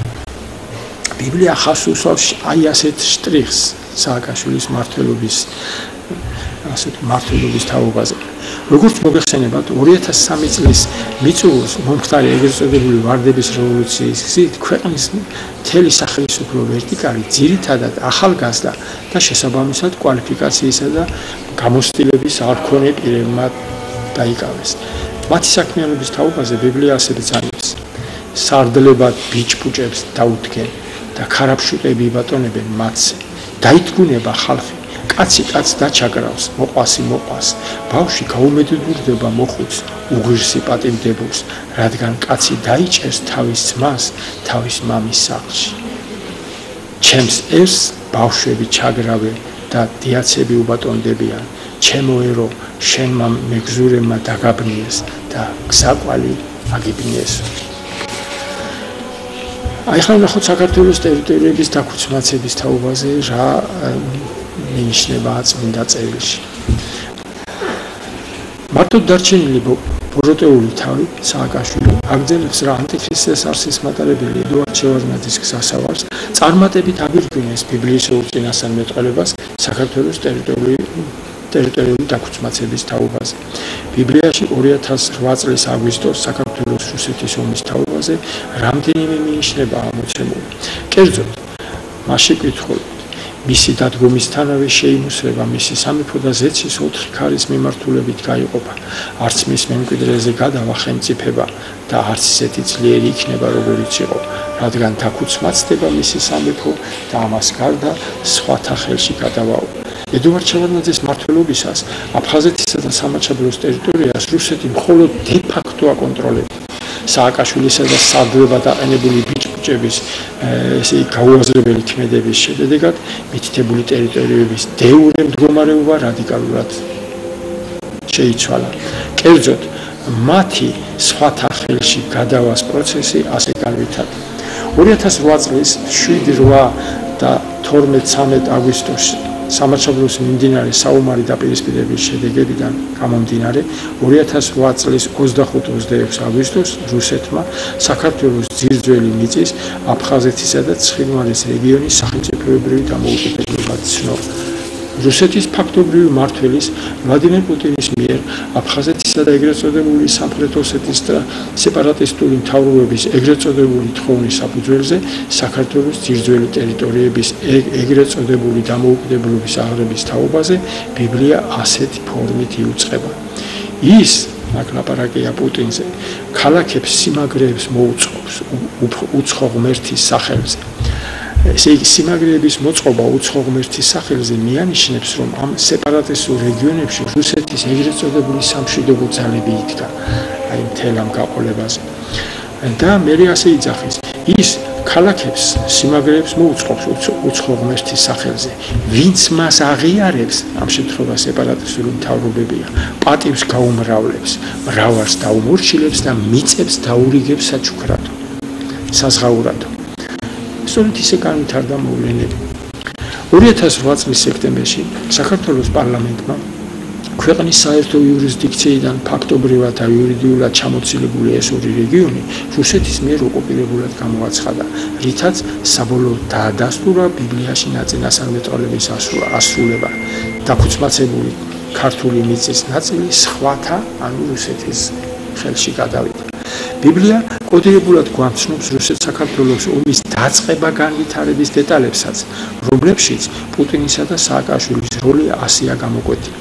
ბოლო დროს მას, ამ შემთხვევაში რუსეთის ფედერაციის ფაქტობრივი მმართველი პუტინი იგულისხმება. ბოლო დროს მას სამხრეთის მეფე შეებმება. ლაპარაკია სამხრეთ კავკასიაზე. სამხრეთის მეფე შეებმება და ქარტეხილივით დააწყდება ჩრდილოეთის მეფე. ეტლებით, მხედრებით, უამრავი ხომალდით და გაილაშქრებს ამ ქვეყანას. მასედანი აი ეს პროცესები ასე აღნიშნული, რომ ბოლო დროს მას სამხრეთის მეფე შეებმება. მასადამე ბიბლიური წინასწარმოწყებითი მინიშნების მიხედვით მას სამხრეთის მეფე შეებმება თურმე. ანუ ითითება ომის დაწყების ინიციატორზე, ნებსით უნებლიეთ ამ პროცესში ჩართულად აღმოჩენის სამხრეთის მეფეზე, ანუ სააკაშვილზე. რუსეთის მიერ საქართველოს ტერიტორიაზე ბაზების განლაგებაზე მინიშნება ასეთია.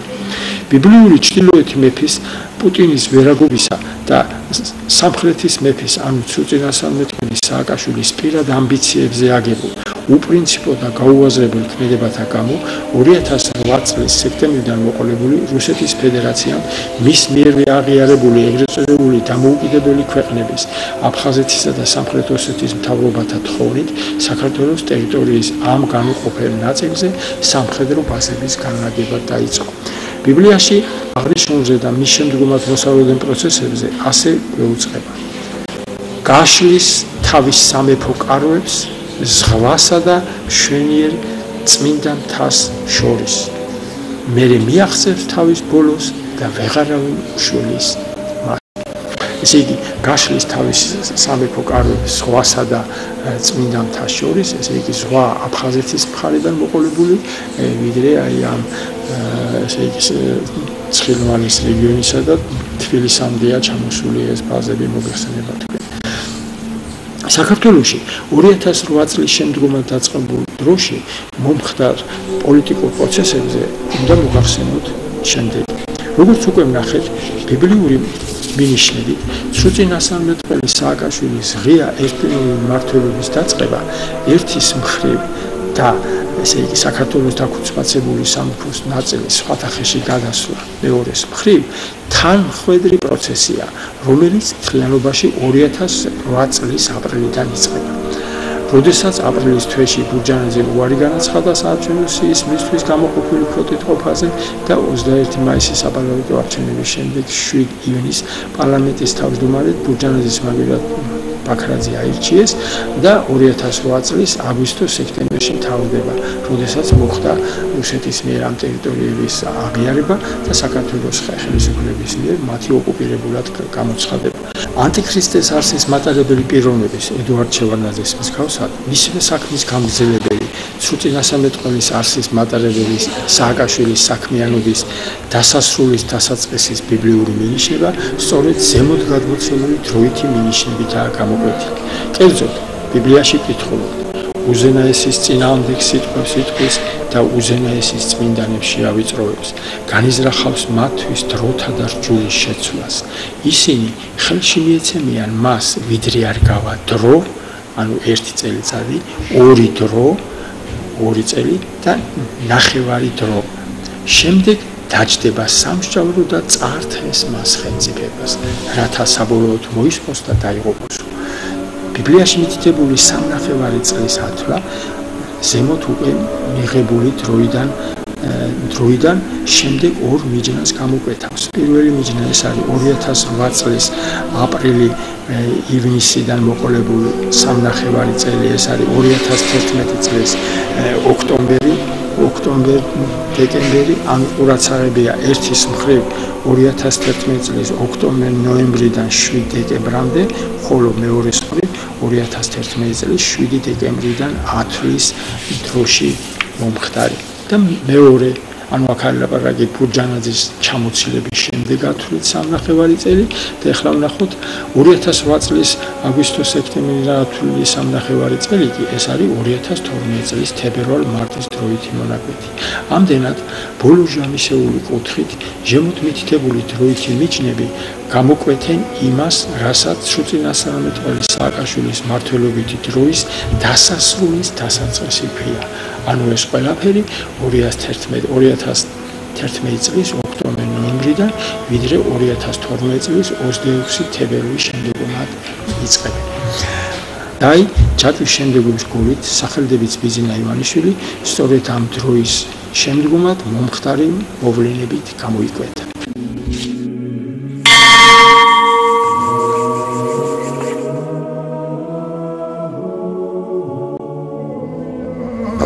ანუ მივადექით ბიზინა ივანიშვილის პოლიტიკაში მოსვლის ეტაპს.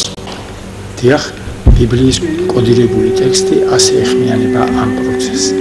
მარტო დარჩენილი პოროტეული თავის სააკაშვილის და მისი გუნდის საპარლამენტო არჩევნებში დამარცხებას ბიბლია ამ თავის გაუჩინარებას, ანუ იგივე מחვილით დაცემას არქმევს. აი ასე ვკითხულობთ. აჰა, თავი, რომელიც დარჩენილი იყო გაუჩინარდა. ახლა ასე წერია, იმ დანარჩენ ორს აქ სააკაშვილი და ფურჯანაძეზე ამინიშნება, იმ დანარჩენ ორს კი מחვილი შეჭამს. აქ მხილებაზეა ლაპარაკი და არა ფიზიკურ მოცილებაზე. ერთის სააკაშვილის מחვილი მეორეს შეჭამს, ანუ ფურჯანაძე ჩამოიცინა 2008 წლის საპარლამენტო არჩევნებში. თუმცა ისიც, ანუ ლაპარაკია სააკაშვილი, מחვილი დაეცემა უკანასკნელ ხანებში. აქ უკვე 2012 წლის საპარლამენტო არჩევნებში, ან როგორც ფურჯანაძე ჩამოიცინა, მან იმავე გზით ანუ არჩევნების შედეგად მოხდა მისი ჩამოცილება. ამდენად 2012 წლის 1-25 ოქტომბრის დროით მონაკვეთში, როდესაც არჩევნებისა და თავმოყრის დამტკიცება მოხდა, განვითარებული მოვლენების ბიბლიურ წყაროსთან შეჯერება საშუალებას გვაძლევს დავასხმოთ, რომ ჩვენ თვალწინ ათვლა დაიწყო ბოლო ჟამში საძიებელი დასასრულის განმკვეთავმა უკანასკნელმა ხანმა. 2012 წლის 1-25 ოქტომბრიდან ათვლა დაიწყო ბიბლიურმა ორნი დასასრულამდე დარჩებიანით სახელდებულმა ეტაპმა, რაც ჩვენ სინამდვილეში ივანიშვილისა და სააკაშვილის მეთაურობით მომქმედ პოლიტიკურ ძალთა ფონზე საქართველოში ჩამოყალიბებული ორ ხელისუფლებიანობით შექმნილი რეალობის ბიბლიური შეფასება. დიახ, ბიბლიური მინიშნება ორნი დასასრულამდე დარჩებიან მიანიშნებს ჩვენს თვალწინ 2012 წლის 1 ოქტომბრიდან დაწყებულ ეგრეთ წოდებულ ორხელისუფლებიანობაზე, რომელიც მათი ხელისუფლებაში ყოფნის დეიურე და დე-ფაქტო პირობითი ეტაპებით გამოირჩევა. დეიურე ეტაპის მიმდინარეობა ასეთია. ამ ორიდან ერთ-ერთი საქართველოს პრემიერ-მინისტრის თანამდებობაზე ყოფილი ივანიშვილი დეიურე აკონტროლებდა ქვეყნის უმაღლეს საკანონმდებლო ორგანოს პარლამენტს და პარლამენტის მიერ დამტკიცებულ სამთავრობო გუნდის საქმიანობას, ხოლო მეორე მხარე სააკაშვილი საქართველოს პრეზიდენტის თანამდებობასთან ერთად თავის გავლენას ინარჩუნებდა როგორც არჩევითი, ანუ ესე იგი საკრებულოების თვითმმართველობის ორგანოების, ასევე აღმასრულებელი შტოს ქვედარგოლებზე, გუბერნატორები, მერები და გამგებლები სუპერნაციონალური მოძრაობის წარმომადგენლები იყვნენ, ასევე სასამართლო ხელისუფლებაზეც. ამ ორი მეფის მიერ დამყარებული რეალობა, ანუ ეგრეთ წოდებული ორხელისუფლებიანობა, თავისთავად წარმოადგენს მიმდინარე ბოლო ჟამში საძიებელი დასასრულის დროითი მონაკვეთის გასრულებისეული ჟამის დადგომის დასტურს, რამე თუ ბიბლია ბრძანებს. ეს არის ამის განმარტება ესენი არიან, რომლებიც შემოინახა უზენაესმა მისი დასასრულისთვის. ხანმოკლე და შფოთით ახსავსე იქნება ეს სამეფო. მას შესაბამე 2013 წლის ბოლოს ეგრეთ წოდებული გეიურად სახელდებული ეტაპი დასრულდა. დიახ, უფრო დაზუსტებით შეიძლება ითქვას, რომ ბოლო ჟამად სახელდებულ დროში ჩვენს თვალწინ მიმდინარე ერთ-ერთი უმნიშვნელოვანესი მიჯნა, ანუ კოდირებული დასასრული 2013 წლის 17-20 ნოემბრის ვადაში ამოიწურა. როგორც მოიხსენებათ, 2013 წლის 27 ოქტომბრის საქართველოს პრეზიდენტის არჩევნების მარათონი ოფიციალურად 2013 წლის 17 ნოემბერს გამართული გიორგი მარგველაშვილის ინაუგურაციით დასრულდა. ბიბლიური ორნი კი დასასრულამდე დარჩებიან ისეულ მინიშნებაში მოაზრებული პირველი პერსონაჟის 2004-2013 წლებში საქართველოს პრეზიდენტის პოსტზე მყოფი სააკაშვილისთვის კონსტიტუციური ნორმიდან მომდინარე უფლებამოსილების ვადა სწორედ ახლად არჩეული პრეზიდენტის ინაუგურაციის დღეს, ანუ 2013 წლის 17 ნოემბერს დამთავრდა. იმავე დღეს, ანუ 2013 წლის 17 ნოემბერს, გიორგი მარგველაშვილის მიერ პრეზიდენტის რანგში გამოცემული პირველივე ბრძანების თანახმად 2012 წლის 25 ოქტომბერს პარლამენტის მიერ დამტკიცებული პრემიერ-მინისტრ ბიძინა ივანიშვილის მიერ ფორმირებული სამთავრობო გუნდი გადამდგარად გამოცხადდა და ახლის დამტკიცებამდე მათვე დაეკისრათ მოვალეობის შესრულება. 2010 წლის 15 ოქტომბერს მიღებული და 2011 წლის 1 იანვრიდან ძალაში შესული კონსტიტუციური ცვლილების თანახმად დადგენილი იყო, რომ საქართველოს პრეზიდენტის, პრემიერ-მინისტრის, პარლამენტის თავმჯდომარის თანამდებობა არ შეიძლება ეკავოს საქართველოს იმ მოქალაქეს, რომელიც იმავდროულად უცხო ქვეყნის მოქალაქეა. 2011 წლის ოქტომბრიდან პოლიტიკურ ასპარეზზე გამოსული ბიძინა ივანიშვილი საქართველოს მოქალაქეობის პარალელურად რუსეთისა და საფრანგეთის მოქალაქეც გახდა. მოგვიანებით ბიძინა ივანიშვილმა რუსეთის მოქალაქეობაზე უარი განაცხადა. სააკაშვილმა პოლიტიკური მოწინააღმდეგის განეიტრალების მიზნით გამოიყენა რა კონსტიტუციური მოთხოვნა, რომლის ძალითაც საქართველოს მოქალაქე იმავდროულად არ შეიძლება იყოს სხვა ქვეყნის მოქალაქეო, ბიძინა ივანიშვილს საქართველოს მოქალაქეობა ჩამოართვა. საერთაშორისო ძალების ზეწოლის შედეგად სააკაშვილმა და მისმა პოლიტიკურმა გუნდმა 2012 წლის 22 მაისს კონსტიტუციაში შემდეგი ცვლილებები შეიტანა. 2014 წლის 1 იანვრამდე საპარლამენტო და საპრეზიდენტო არჩევნებში მონაწილეობის და ხმის მიცემის უფლება საქართველოს მოქალაქეებთან ერთად შესაბამისი ასაკიდან აქვთ პირებს, რომლებიც დაბადებული არიან და ბოლო 5 წლის განმავლობაში მუდმივად ცხოვრობენ საქართველოში და ამ მუხლის ამოქმედების მომენტისთვის აქვთ ევროკავშირის წევრი სახელმწიფოს მოქალაქეობა. სწორედ ამ ჩანაწერის საფუძველზე შეძლო ევროკავშირის წევრი საფრანგეთის მოქალაქეების მქონე ბიძინა ივანიშვილმა საქართველოს პრემიერ-მინისტრის პოსტის დაკავება. 2012 წლის 1 ოქტომბრის საპარლამენტო არჩევნებში გამარჯვებულ საარჩევნო კოალიცია ქართული ოცნების ლიდერს კონსტიტუციური უმრავლესობის არქონის პირობებში, ანუ კონსტიტუციას იგივე ერცვლიდა, პრემიერ-მინისტრის პოსტზე დარჩენა მხოლოდ 2014 წლის 1 იანვრამდე შეეძლო. იმიტომ რომ ამ ჩანაწერის თანახმად იმის მიერ უკვე არ ქონდა უფლება თუ ის საქართველოს მოქალაქე არ იქნებოდა. საქართველოს პრემიერ-მინისტრის პოსტიდან საკუთარი ნებით გადამდგარი ბიძინა ივანიშვილის მაგივრად პრეზიდენტმა მარგველაშვილმა 2013 წლის 18 ნოემბერს პარლამენტს პრემიერ-მინისტრის ახალი კანდიდატურა ირაკლი ღარიბაშვილი და მის მიერ დაკომპლექტებული ახალი სამთავრობო გუნდი წარუდგინა. მოქმედი კანონმდებლობით გათვალისწინებული იურიდიული პროცედურის დაცვის შემდეგ 2012 წლის 1 ოქტომბრის მოწვევის საქართველოს პარლამენტის უმრავლესობამ წარდგენიდან მესამე დღეს, ანუ 2013 წლის 20 ნოემბერს, ახალი პრემიერ-მინისტრი და მისი სამთავრობო გუნდი ერთხმად დაამტკიცა. შესაბამისად, ბიბლიური ორნი კი დასასრულამდე დარჩებიან ისეულ მინიშნებაში მოხსენებული მეორე პერსონაჟის 2012 წლის 25 ოქტომბრიდან საქართველოს პრემიერ-მინისტრის პოსტზე მყოფ ბიძინა ივანიშვილს კონსტიტუციური მოთხოვნიდან მომდინარე უფლებამოსილება სწორედ საქართველოს ახალი მთავრობის დამტკიცების, ანუ 2013 წლის 20 ნოემბერს შეუჩერდა. ამდენად ხსენებული ორ ხელისუფლებიანობის პირველი დეიურეთ სახელდებელი ეტამი ბოლო ჟამის 2013 წლის 17-20 ნოემბრის ვადაში დასრულდა. აქტიურად ამავე დღიდან თავისი ათვლა დაიწყო ეგრეთ წოდებული ორ ხელისუფლებიანობის მეორე დე-ფაქტოდ სახელდებულმა ეტაპმა, რომლის დროსაც საქართველოს პოლიტიკური პროცესები ივანიშვილისა და სააკაშვილის სახელთან პირდაპირ თუ ირიბი კავშირის ფონზე მიმდინარეობს. შეიძლება ითქვას, რომ ბიბლიური მინიშნა ორნიკი დასასრულამდე დარჩებიან ეგრეთ წოდებული ორ ხელისუფლებიანობის დე-ფაქტო მიმდინარეობის მთელ დანარჩენ მონაკვეთს შეეხო. ბოლო ჟამის თვალსაზრისით, რისი თქმა შეიძლება 2013 წლის საპრეზიდენტო არჩევნებში გამარჯვებულ გიორგი მარგველაშვილთან მიმართებაში?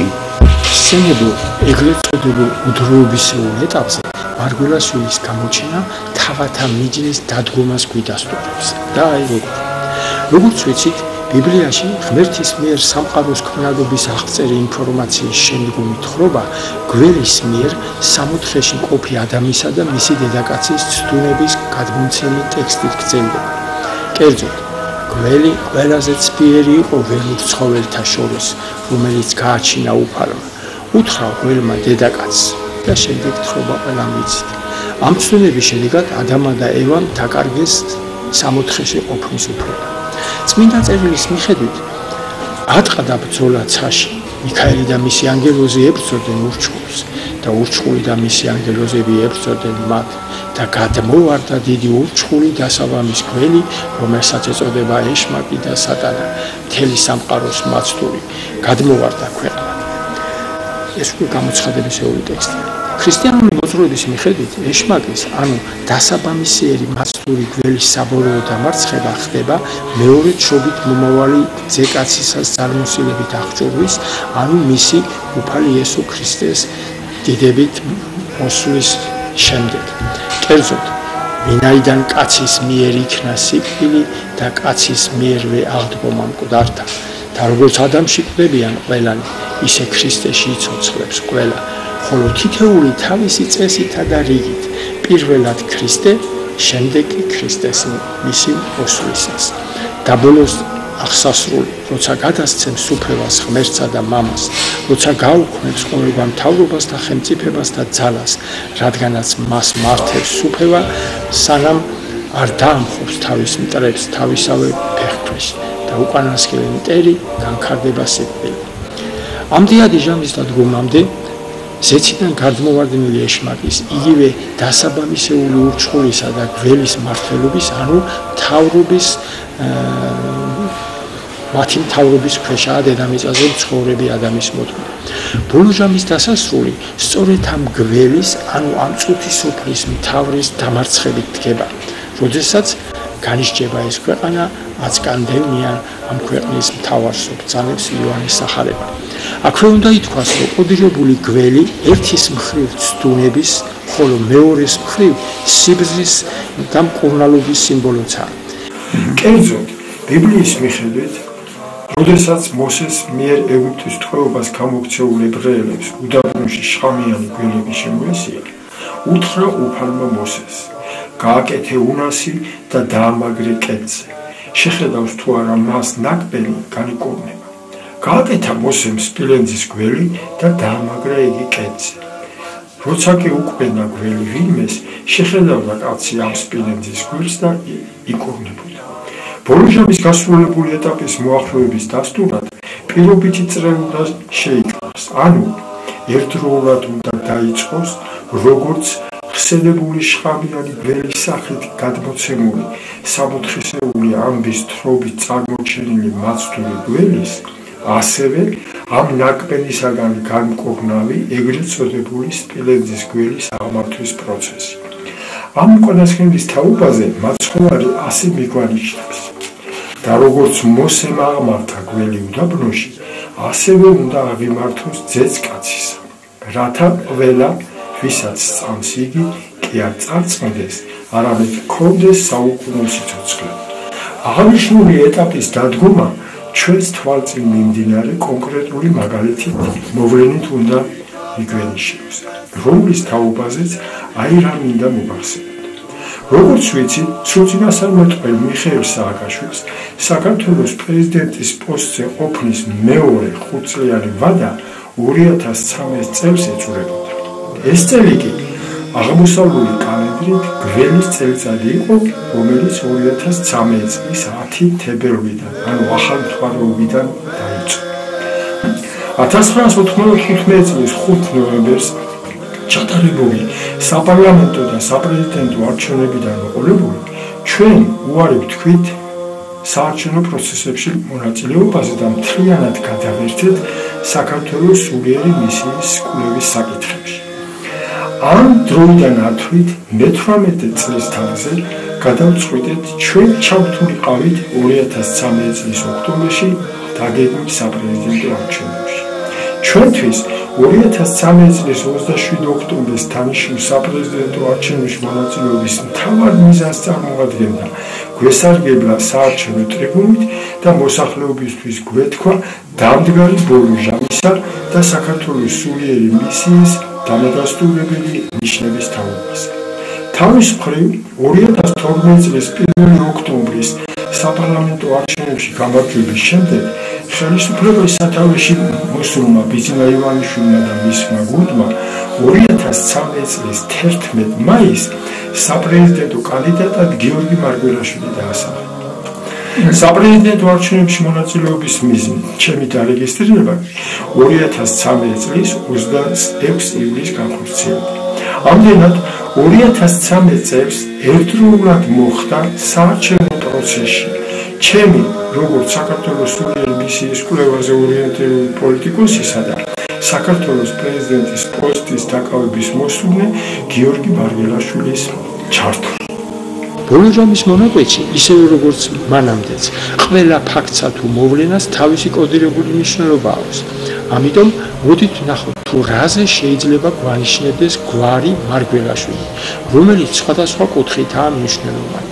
ამ შემთხვევაში აქ გველი არის, ასე ვთქვათ, ხაზგასაცმელი. აქვე უნდა ითქვას, რომ მარგველაშვილის პირველი მონაკვეთი მარ სპარსულად ასევე გველს ნიშნავს.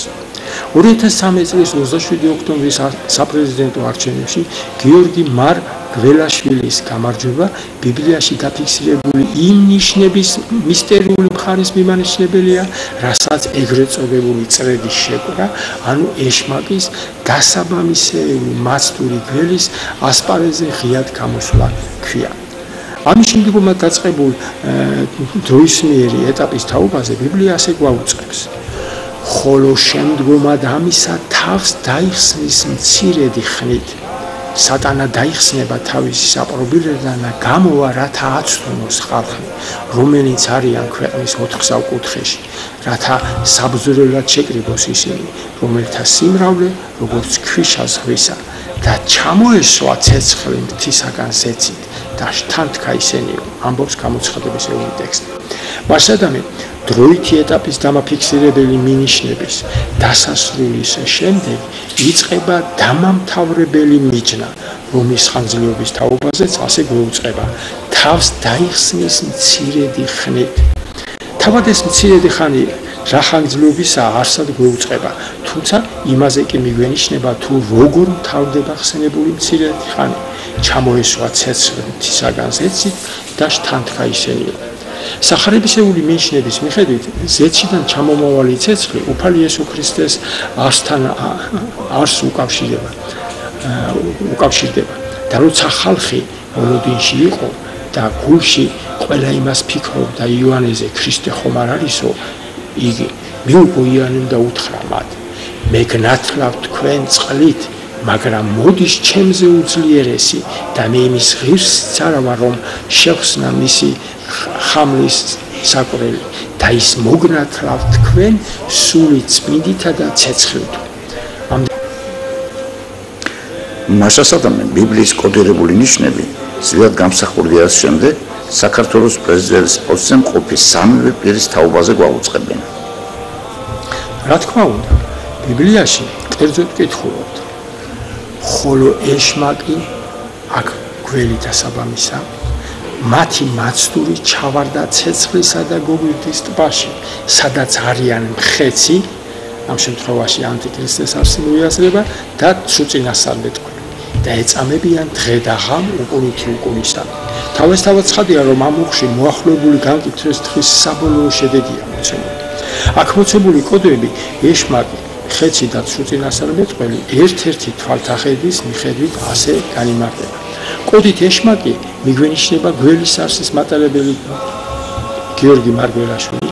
კოდით მხეცი გამოყოფილია ანტიქრისტეს არსის მატარებელი შევარდნაძე, ხოლო კოდით ცუწინასწარმეტყველი სააკაშიძე მიგვანიშნებს. და კიდევ, როგორც ვხედავთ, ცეცხლისა და გოგირდის ტბაში ჩავარდნილ ეშმაკს იქ ხვდება უკვე ჩავარდნილი მხეცი და ცუწინასწარმეტყველი. ამ შემთხვევაში ფიქრობ ძნელი არ უნდა იყოს ამ მინიშნებაში გარკვევა. აქ მოცემულია ხსენებულ პირთა მხილების ერთგვარი თანამიმდევრობა. 1992-2003 წლებში ხელისუფლებაში მყოფ მხეცს, ანუ ბოლო ჟამის ანტიქრისტეს არსის მატარებელს შევარდნაძესა და 2004-2013 წლებში ქვეყნის მმართველს ბოლო ჟამის ცუწინასწარმეტყველის არსის მატარებელ სააკაშვილს მათი საქმიანობიდან გამომდინარე ქართველი ხალხის მიერ უკვე აქვთ შესაბამისი განაჩენი გამოტანილი. რაც შეეხება 2013 წლის 27 ოქტომბრის საპრეზიდენტო არჩევნებში გამარჯვებულ გველის არსის მატარებელ გიორგი მარგველაშვილს მისი მხილების პროცესი ეგრეთ წოდებული მცირე ხანის ქვეშ მოაზრებულ ბოლო ჟამის დამამთავრებელ ეტაპს მოიცავს. რა კავშირი შეიძლება იყოს გამოცხადებისეულ მცირე ხანსა და სახარებაში დაფიქსირებულ მინიშნებებს შორის? ბოლო ჟამში მოსახდენი მოვლენების თაობაზე წინასწარ დაუწყები ნიშნები ორგანულ კავშირში იყოფებიან ერთმანეთთან. გამოცხადებისეული ტექსტის განსახილველი მონაკვეთის არსობრივი მხარის გააზრებიდან გამომდინარე შეიძლება ითქვას, რომ კოდირებული შემდგომ ამისა თავს დაიხსნის მცირედი ხნით მაცხოვრის შეპყრობიდან ვიდრე ჯვარცმა აღდგომისეულ პერიოდში მომხდარის იგავური აღწერა და ბოლო ჟამის 2013-14 წლების შემდგომად განსავითარებელი მოვლენების მისტიური ანარეკლია. ამდენად ჩვენს მიერ განსახილველი თავს დაიხსნის მცირედი ხნით დრო შეესაბამება სახარებაში მოცემულ ბოლო მონაკვეთს, ანუ ჯვარცმა აღდგომისეულ გზასავარს. ანალოგიური რამ ხდება ბოლო ჟამშიც. ისევე როგორც აქამდე 1991 წლიდან ვიდრე 2013-14 წლამდე მიმდინარე დროის მონაკვეთში, კერძოდ 2013-2014 წლებიდან განსავითარებელი მოვლენები ზუსტად ღვთაებრივ წინასწარმეტყველებაზე აგებული იმ ნიშნების მიხედვით წარიმართა, რომელსაც გამოცხადებული ტექსტის მიხედვით თავს დაიხსნის მცირედი ხანი ჰქვია, ხოლო სახარებაში დაცული მინიშნების თანახმად მაცხოვრის მიწიური ცხოვრების დასასრულთან გაიგივებულ ჯვარცმა აღდგებისეულ გზასავართან იგივდება. საინტერესოა, როგორ ჩდება 2013 წლის შემდგომად საქართველოში განვითარებული პროცესები ხსენებულ ჯვარცმისეულ ეტაპთან. ამ თემის განხილვა მოდით სახარებისეული მინიშნებით დავიწყოთ. კერძოდ, როგორც ვიცით, ჯვარცმის გზაზე მიმავალ მაცხოვარს თავზე ეკლის გვირგვინი ახურავს. სახარებაში აღნიშნულთან მიმართებაში ასე გვიუწყება: შემოსეს ძოწეულით, დაწნეს ეკლის გვირგვინი და თავზე დაადგეს და ჯვარზე საწმელა წაიყვანეს. დღეისათვის ცალსაღად იმის თქმა, თუ მაცხოვრის გვირგვინი რისგან იყო დაწუნული ძნელია, თუმცა ეს რომ ნარ ეკლისაგანაა დამზადებული, ეს სადავო არ უნდა იყოს.